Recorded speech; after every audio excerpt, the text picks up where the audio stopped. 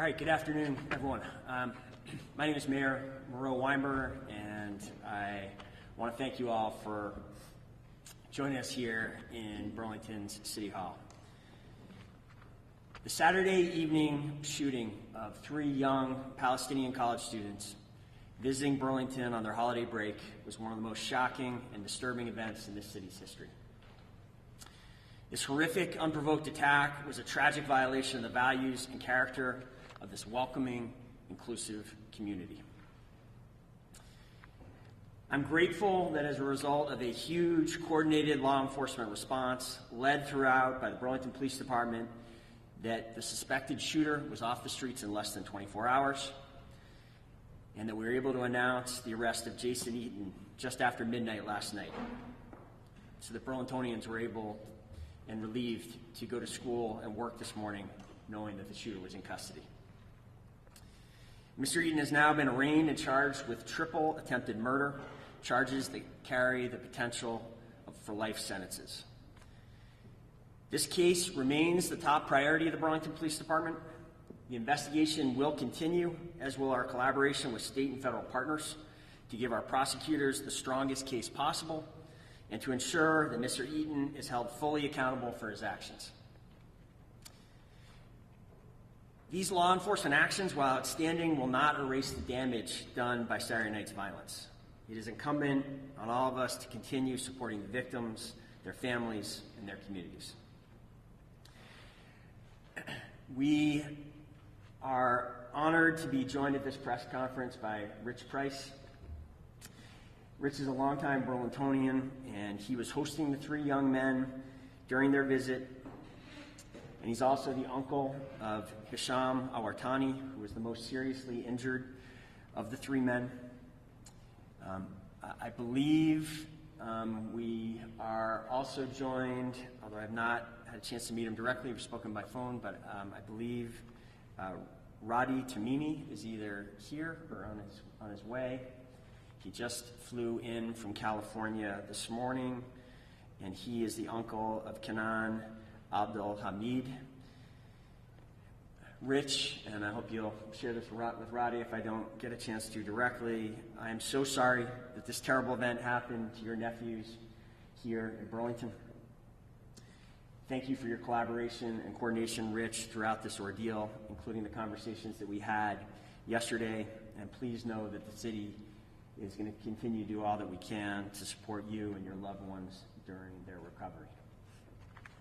We're going to get a chance to hear directly from Rich in a minute.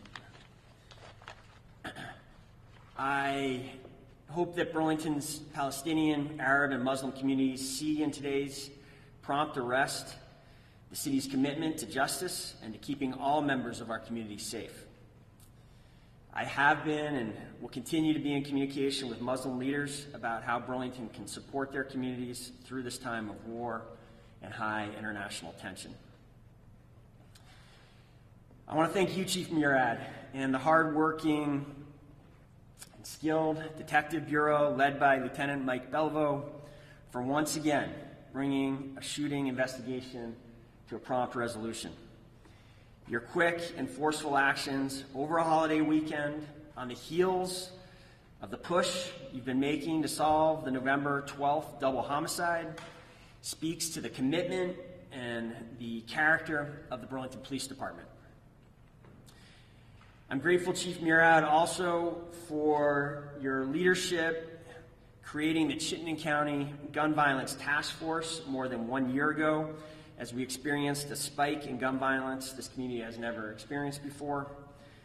As you will hear in a moment when Chief Murad reviews the steps that led to the arrest of Mr. Eaton, that task force of local, state, and federal partners, including, critically, both the Bureau of Alcohol, Tobacco, and Firearms, as well as the FBI, responded immediately to the shooting and played a critical role in the events leading to the arrest. This task force has become an invaluable part of our response to serious events at a time when we and so many other law enforcement agencies are understaffed. I'm also very grateful to State's Attorney Sarah George for working deep into the night last night to secure search warrants and bring forward charges. Thank you, Sarah, for your partnership and leadership. And finally, I am grateful that U.S. Attorney Nicholas Karras is here with us. Not only has the U.S. Attorney been extremely supportive throughout this event, the federal government has provided enormous technical resources and law enforcement capacity throughout.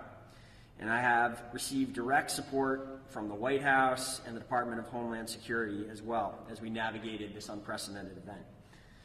In fact, one of the reasons that this press conference got started a little bit late is that I just had an extended phone call with President Biden. It was my honor to thank the President for his leadership and caring for our community and for the victims of this terrible crime. And it was also my honor to make clear to him the critical role that federal partners have played in securing this quick arrest. We are very fortunate to have dedicated public servants working in the federal government who are committed to holding shooters accountable for gun violence despite the enormous barriers in the law and regulations that they face in trying to conduct that mission. And with that, I would like to ask Chief Murad to walk us all through the events since Saturday night that led us to now. Thank you, Chief. Thank you, sir. And hello, everyone. My name is John Murad. I am the Chief of Police here in Burlington. And first of all, I want to acknowledge that 3 young men have been the victims of an unprovoked and terrible crime, and that their lives have been changed forever.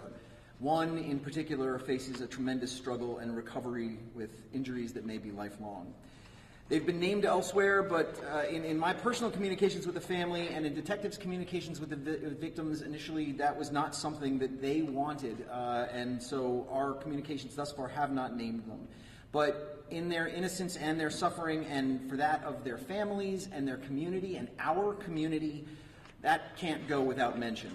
And next, I want to share details about this incident and the investigation as we currently know them. And all of this is preliminary information for an investigation that is ongoing. And this is only the beginning of this investigation for our detectives, for the Office of the State's Attorney, and for our federal partners as well.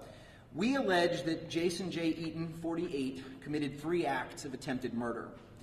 On Saturday, November 25th of 2023, at approximately 18:26 hours, in front of an address at 69 North Prospect Street, we received calls that people had been shot and there had been gunfire. Officers arrived and found 2 men shot at that location, being tended to by people from the address who had brought out blankets to cover them. It was a very cold night. Both of these men were incapacitated by the gunfire, but they were talking and conscious. Another individual was located on a street to the east, also suffering from a gunshot wound. That individual was transported directly to the hospital by Burlington police officers.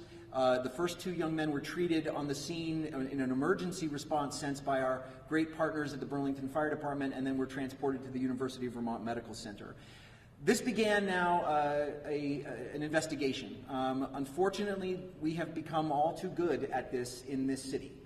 We have gone from a city that routinely saw 2 gunfire incidents a year to a city that saw 26 last year, and I believe this was number 16 or 15 of this year. We responded. Our detectives were called out. Our identification unit, or the CSI kind of unit that we have, was called out, and so was the Chittenden County Gun Violence Task Force, which was a creation of Alex Schmidt at the ATF, of this police department, and of partners at Milton, at Colchester, at the South Burlington Police Department. All of these members responded to this incident, and we began the things that we do: evidence recovery, a canvas. A partner with Fish and Wildlife brought a canine. That canine did a track, but was most instrumental in finding additional evidence at the scene that was hidden and obscured in the grass. We recovered ballistics evidence at that scene. We recovered shell casings from a .380 semi-automatic, and that was Hornady ammunition with a red tip. Both of those things aren't entirely usual. They're not uncommon, but we see 9mm more often than we see .380s, and that was something of note. Obviously, this was only the beginning of an investigation. The young men were interviewed by detectives. They stated that the person had not made any comments to them and had merely approached them while they were walking down the street, essentially minding their own business. And they were speaking in a mixture of English and Arabic, which is their wont. Two were wearing keffiyehs, and they had no knowledge of this individual, had not encountered him before. He stepped off a porch and produced a firearm and began discharging that firearm. We recovered ballistics consistent with 4 rounds, and all 3 of the individuals of the young men were struck. Our detectives worked that scene. We closed the scene once we had recovered all the evidence that we could, and we began the processes to follow this through in the new day. So on Sunday, we began new interviews with witnesses, with victims who were available to us. One was not, owing to medical treatment. We began recanvassing. Patrol officers, which are the backbone of any police department, had done that kind of work at the initial response. Canvasses, knocking on doors, attempting to see whether there were cameras in the vicinity. Unfortunately, we did not have a lot of good camera coverage as we have in other incidents in our downtown. But today, on Sunday, detectives began to do that again working with detectives out of that Chittenden County Gun Violence Task Force and with new partners too. So not only our normal long-term partners in the ATF, but new partners as well, folks with whom we have strong relationships but don't have occasion to work as often, but were brought in by the tremendous amount of concern and attention that this case garnered at the highest levels of government. I received personal calls from both senators, from our congresswoman. We knew the governor was paying attention to this case, and we knew that it was being addressed at the highest levels as well, as the mayor's phone call with the president just now indicates.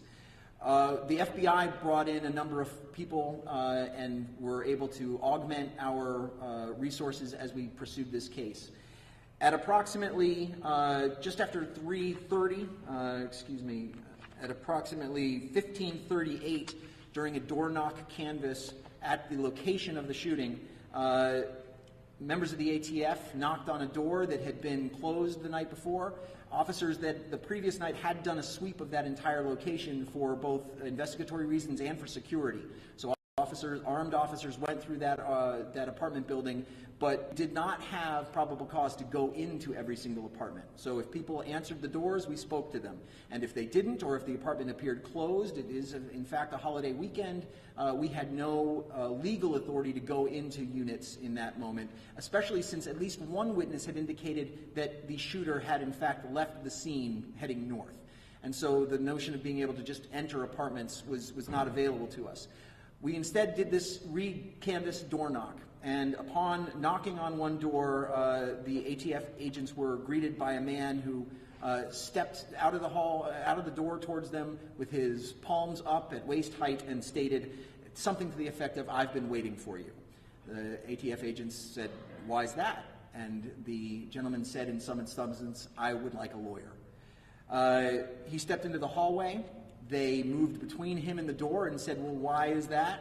He stated, I would like a lawyer. "Do you have any guns in there?" He stated that he had one. They asked if he had any others.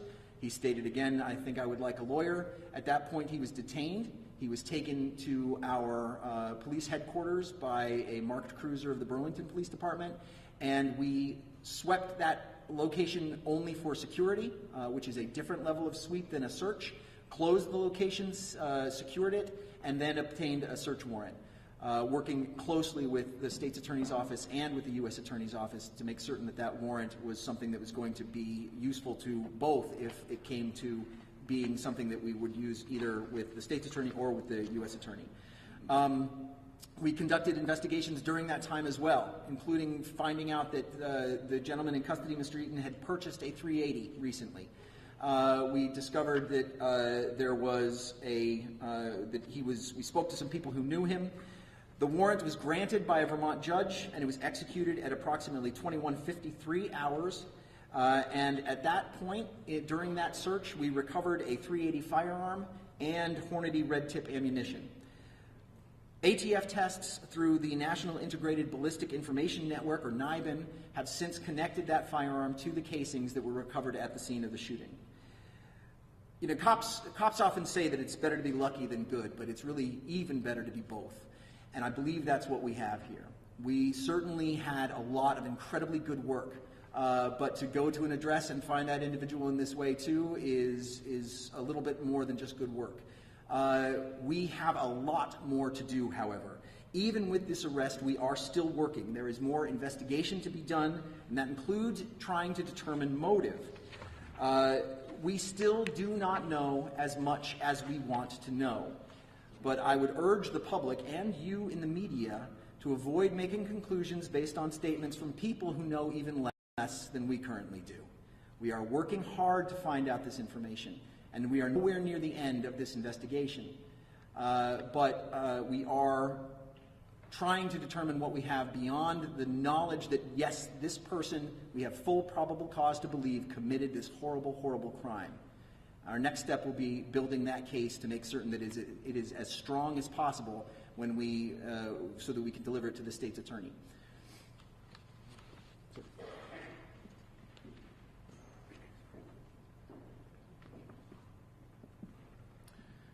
Hi everybody, my name is Rich Price. I'm the uncle of one of the shooting victims, Hisham Awartani. He's my nephew, and I'm proud to be here with Roddy Tamimi, who is the uncle of Kanan, and Roddy, will you join me? We speak only on behalf of the family because the family can't be here. I want to say that these three young men are incredible, and that's not just proud uncle speaking, but it's true. They have their lives in front of them. They are committed to building incredible lives. They each go to great schools. They were our house guests for Thanksgiving, as they have the past few Thanksgivings. We had just been to my 8-year-old twins' birthday party. These three college students, who, if you're in college, who wants to go to a 8-year-old birthday party? But these three guys did, and they came. They played with my boys. We had just come home, and they were walking around the block, and this is when this happened. I can tell you that I've been with them almost constantly since Saturday evening. I've been listening to them talk to one another and try to process the events, and I'm blown away by their resilience, by their good humor in the face of these difficult times. And I want to extend gratitude on behalf of the families to the leadership of Chief Murad and the work of the Burlington Police Department, the work of the federal agencies that are on the ground, to Mayor Moreau and his team.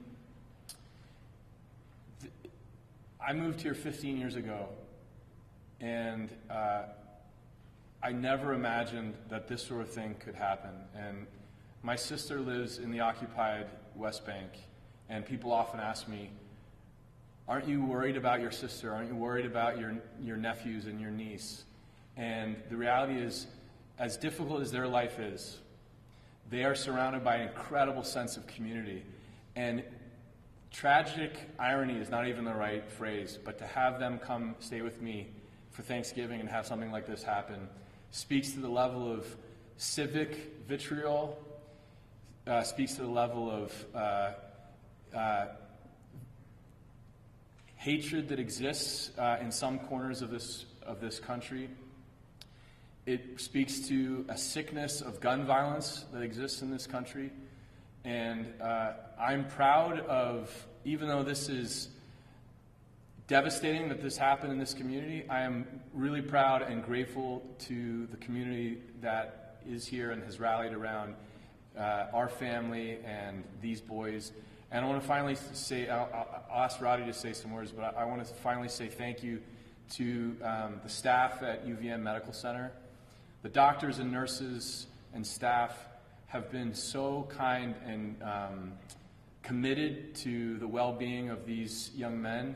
I'm grateful to them, as is the families. And Roddy here, uncle of Kanan, just flew in from California. And I haven't had a chance to say hello, Roddy. Hello. I don't know that I have the same words that you have prepared, but thank you for that. He speaks for myself and the whole family, for all three of the families involved. I'm still processing everything. I just got here from California and walked right in, as you saw. We consider ourselves very lucky at this point as far as Kenan's family is concerned, not so with with Hisham and Tahsin. We're really praying for them, and we're still in shock over this. And as he stated, Kenan grew up in the West Bank, and we always thought that that could be more of a risk in terms of his safety, and sending him here would be the right decision. And we feel somehow betrayed in that decision here, and we're just trying to come to terms with everything. At this point, I don't have much else to add. I think Rich did a great job. Thank you.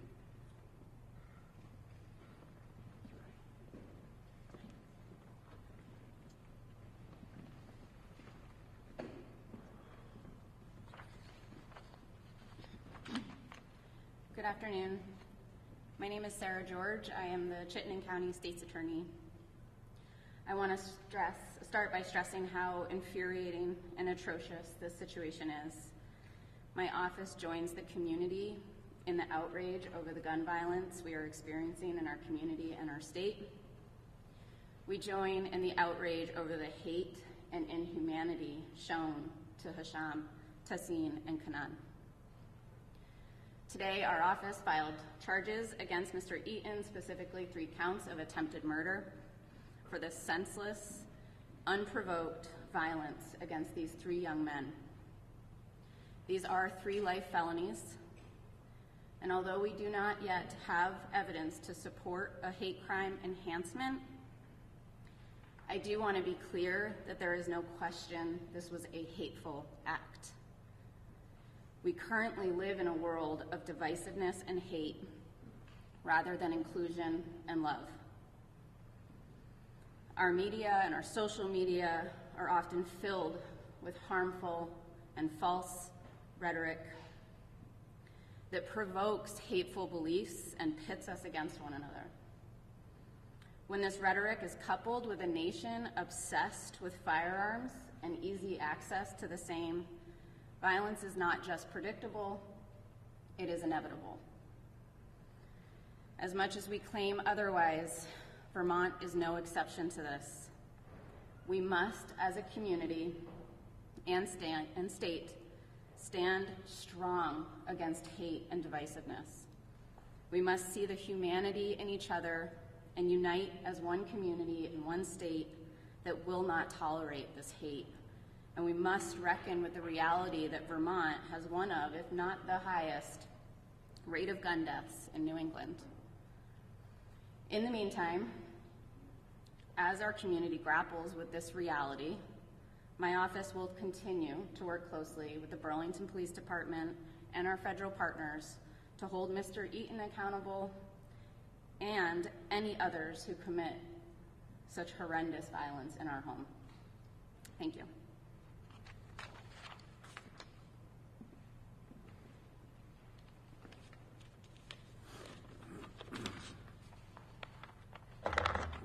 Good afternoon. I'm Nicholas Karist, United States Attorney for the District of Vermont. First of all, I would like to express my empathy and condolences to the 3 victims and to their families and the affected communities. Rich and Roddy, your perseverance and your statements today are moving and profound, so thank you. These shootings are another example of senseless gun violence that needs to stop. I truly wish the 3 victims a speedy recovery and a return to as normal a life as possible. Second, I would like to offer my thanks and deep appreciation to our law enforcement partners, especially the Burlington Police Department, the ATF, and the FBI. They have all brought the full extent of their resources to bear on this ongoing investigation, including, among other things, ballistic matching technology provided by ATF, and victim services and computer and cell phone analysis provided by the FBI. Finally, as for the ongoing investigation, I have no comment on the evidence uncovered so far or the charges filed by the Chittenden County State's Attorney's Office or the likely path of this case as the investigation unfolds. I can say that my office and the Department of Justice as a whole, including the Civil Rights Division, will follow the facts where they lead. The priorities of the Attorney General of the United States and my office are to protect public safety, ensure civil rights are protected, and to follow the rule of law. Following the rule of law means not making prejudgment and requires following the facts where they lead, and that's what we intend to do. Thank you. Okay, I want to thank everyone who shared their remarks, especially Rich and Roddy. And say again, welcome to Burlington, Roddy. And sorry it is under these circumstances.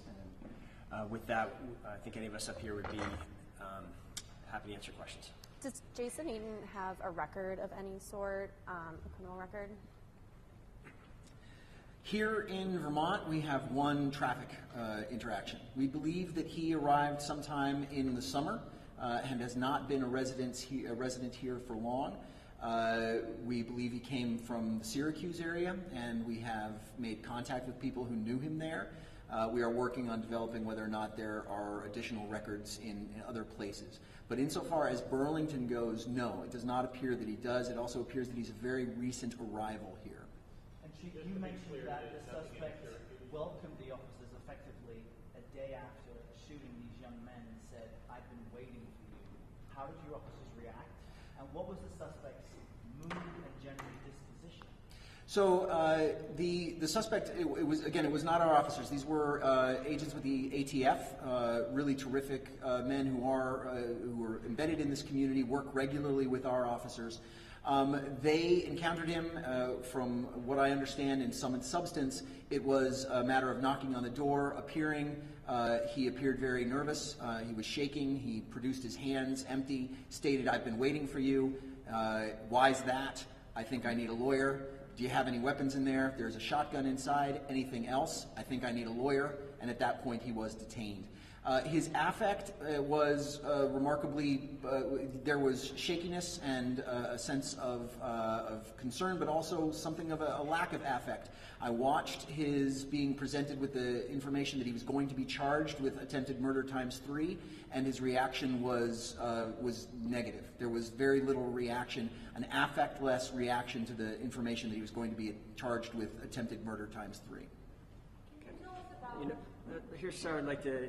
We've got a lot of people interested in answering questions. I'll try to moderate, and if you could raise your hand, and I'll try to recognize you. So, go ahead. Thank you so much, all of you, for sharing this information, and thanks to the families for being brave and sharing your story too. Can you tell us the condition of the 3 victims, and can you also tell us if you know a religious affiliation for Mr. Eaton?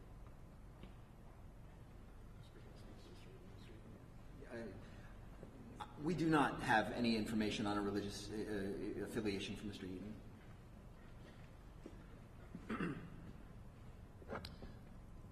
All three young men are in ICU currently in UVM Medical Center. As Roddy said, I think Kanan's injuries are, though difficult, he'll make a full and speedy recovery. Tahsin is in quite a lot of pain, and my nephew Hisham received a spinal injury as a result of the shooting and faces a long recovery.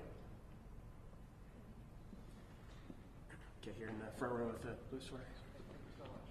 First question for the chief. You mentioned that you spoke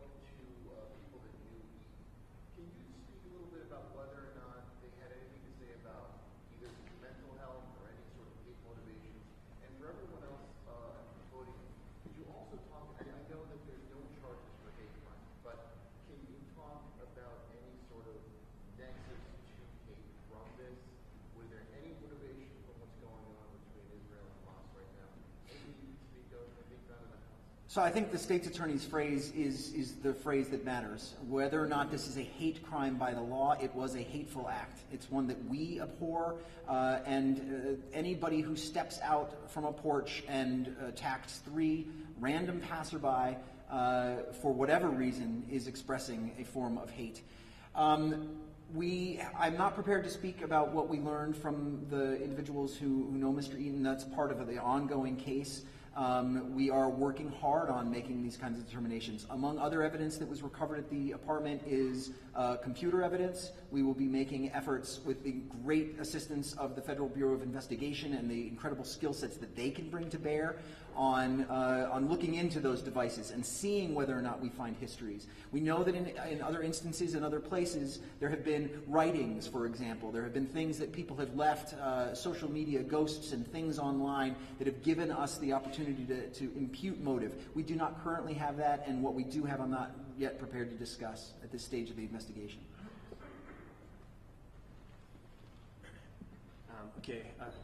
Mike, go ahead. Alex, could you talk about your agents and exactly what happened when they got there? I mean, was it their training? Was it their experience that the ATF agents just felt there was something about them? Mike, I'm going to speak on behalf of our federal partners. The chief described the situation at the door. To be frank, Chief Murad knows more exactly about what happened at the door than I do. So if there's more to add beyond what the chief said, he can do that. Otherwise, we're going to have no other comment about what happened there. Well, I'd like his own guys to speak. Mike, I'm going to speak on behalf of the federal partners here today. Why are you Muslim? Okay, the second row here. Tell us what you know about how the weapons was acquired. Was it acquired legally, recently? It was acquired legally through a federally licensed firearms dealer here in the state, and there were no flags on that purchase that we know of. And it was acquired only a short while ago, a few months ago, I believe. Okay, back row. Go ahead, Sam. Do we know whether Mr. Eaton has any previous criminal record? Thanks. As I mentioned before, here in Vermont, we have a traffic stop in our system right now. We are working to determine whether or not there are additional criminal history acts in any other locations. We believe he came from the Syracuse area in New York. That's obviously someplace that we'll be looking at. Go ahead. Yeah, just another question. Was the public ever in danger? There was no lockdown. There was no city-wide text message. Was the public in danger for those allegations? That's a great question. So there was a press release done in less than an hour from the incident.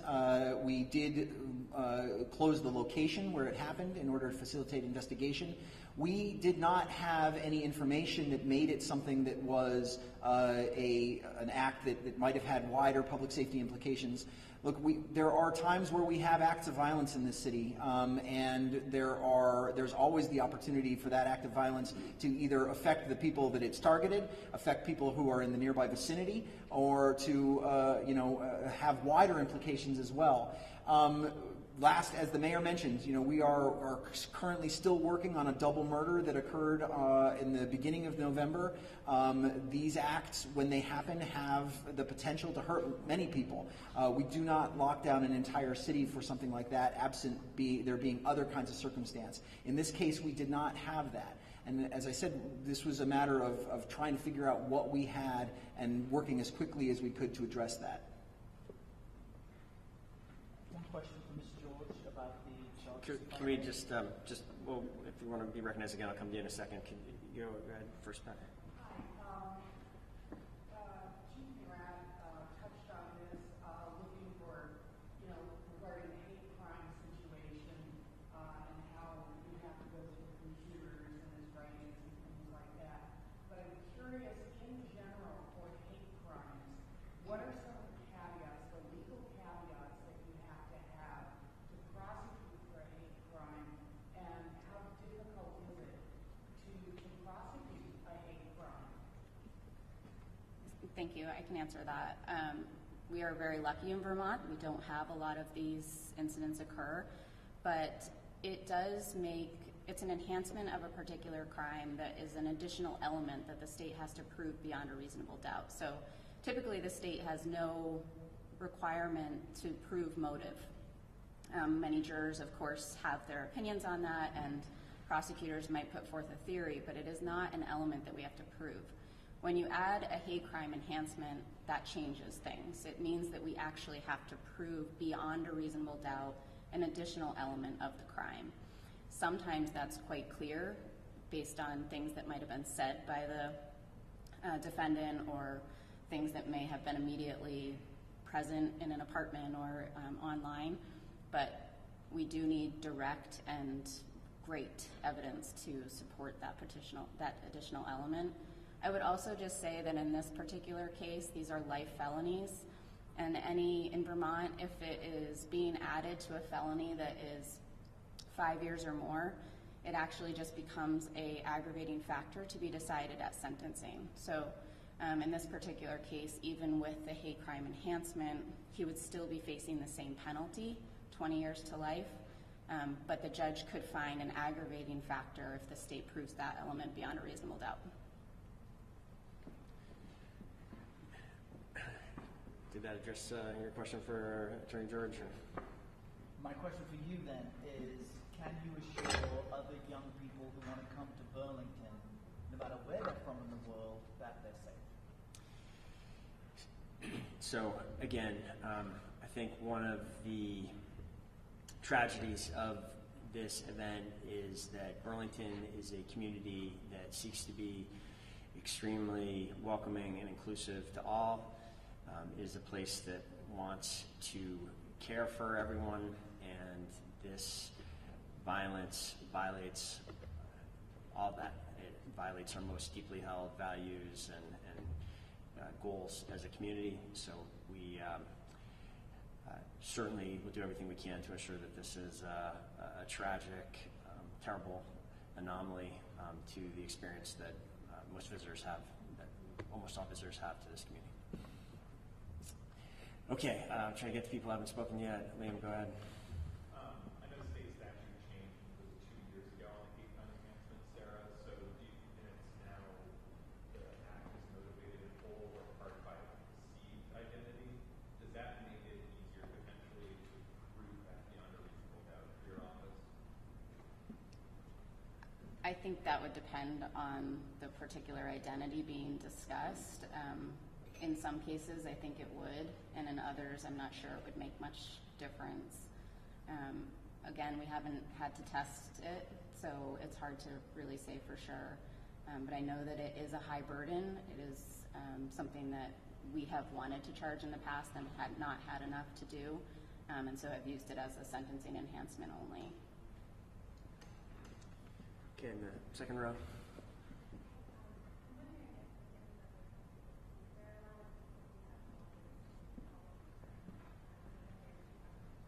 Sorry, can you speak up? Sure. A lot of us have called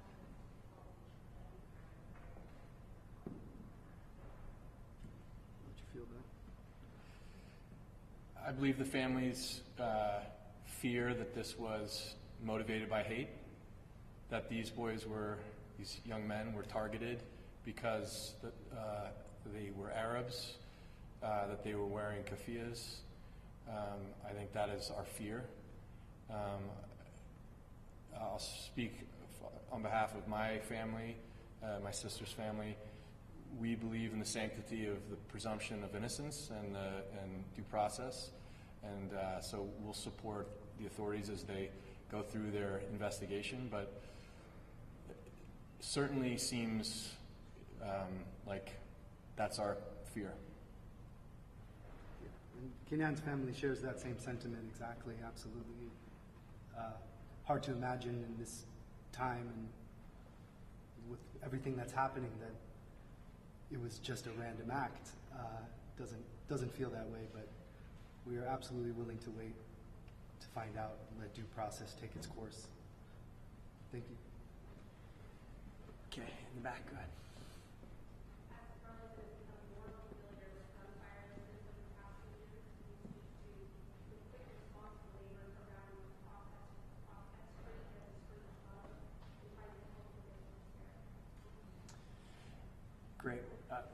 I do want to reinforce, so let the Chief answer the response regarding neighbors. I do just want to say again, on point with your question, since we have had this significant increase in the volume of incidents like this that we're responding to, this Chittenden County Gun Violence Task Force did respond very quickly and robustly throughout the day, and I think that was a big part of why we got to now. In terms of the response of neighbors, Chief, do you want to speak?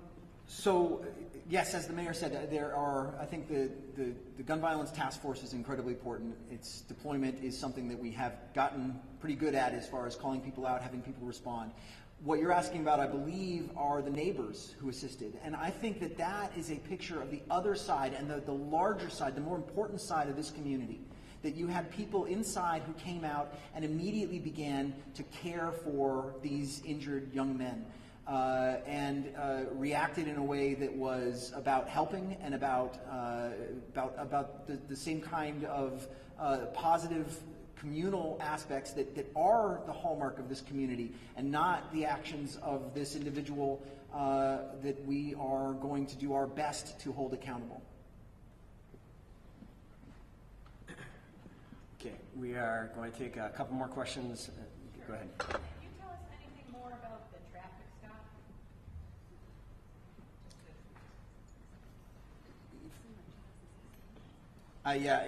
The state's attorney is saying it was in 2016 or so. I don't have any information about that traffic stop and whether or not there was anything about it. Had there been something about it that caused our investigators to say, I think I would know that, and I don't. So that's my answer. Okay. Colin?